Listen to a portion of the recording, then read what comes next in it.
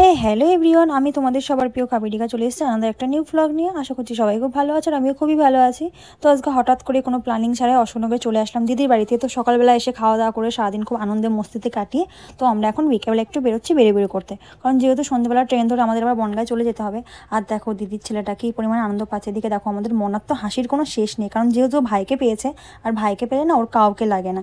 তো জায়গাটা দেখো গাইস, দারুণ। এই জায়গাটা যদি কেউ চিনে থাকো অবশ্যই কমেন্ট করে জানিও। আমি তো জানি না এই জায়গাটার নাম কি, রাস্তাটার নামও আমার ঠিক জানা নেই, কিন্তু আমরা যাচ্ছি খুবই ইন্টারেস্টিং একটা জায়গায়। যারা অশোকনগরে থাকো বা হাবড়ায় থাকো তারা হয়তো এই জায়গাটা অবশ্যই চিনে থাকবে।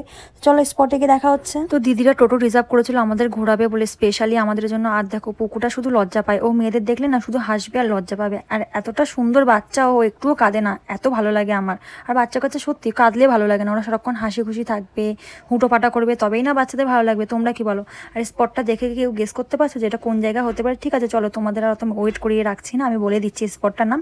এটা হচ্ছে কাঠি বাবার মন্দির। এই মন্দিরটা আমি ফার্স্টবার আসলাম, সত্যি এত সুন্দর মন্দির আমি আগে কখনো দেখিনি। এত শান্ত শিষ্ট পরিবেশ, খুবই ভালো লাগছে এখানে এসে। আর যাদের যাদের হাবড়া অশোকনগর বাড়ি তারা কিন্তু আর দেরি করো না, এক্ষুনি ঘুরে এসো কাঠি বাবার মন্দিরে, লোকনাথ বাবার মন্দিরে। সত্যি এতটা সুন্দর জায়গা আমি ভাবতে পারিনি যে অশোকনগরের মতন জায়গায় এত সুন্দর জায়গা আছে। তো তোমরা কিন্তু আর দেরি করো না, তাড়াতাড়ি চটপট করে কি ঘুরে এসো আমার মতো, নাহলে অনেক কিছু মিস করে যাবে। তো চলো আজকের কিছু কমেন্ট তোমাদের সাথে শেয়ার করা যাক। তো পাপি অফিসিয়াল লিখেছে, দিদি ভাই তোমাকে না আমার খুব ভালো লাগে। থ্যাংক ইউ পাপিয়া, তোমরা এইভাবেই সাপোর্ট ভালোবাসা দিয়ে দিও। আর মমতাগিরি আমাকে কমেন্ট করছে, দিদি ভাই আমি তোমাকে সাপোর্ট করছি, তুমি প্লিজ আমাকে একটু সাপোর্ট করে দিও। হ্যাঁ অবশ্যই তোমাদের আমি সাপোর্ট করবো, যারা যারা এখনো সাপোর্ট পাওনি তারা এক্ষুনি কমেন্ট বক্সে হাই লিখে দাও, আমি তোমাদের প্রত্যেকজনকে সাপোর্ট করে দেবো। তো চলো এবার সব থেকে মজাদার কমেন্টটা তোমাদের সাথে শেয়ার করছি, কারণ এই কমেন্টটা তোমাদের সাথে শেয়ার না করে আমি থাকতেই পাচ্ছি না।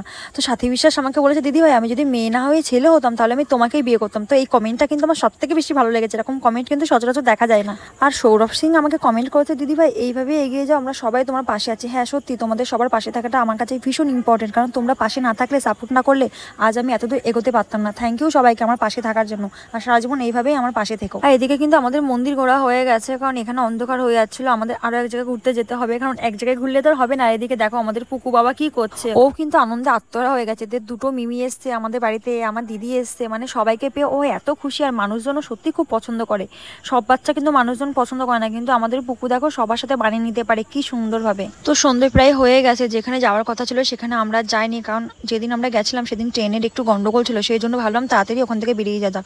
তো সন্ধ্যেবেলা চা না হলে আমার তো ঠিক জমে না, সেটা তোমরা সবাই জানো। তো সবাই মিলে চা খেয়ে নিলাম।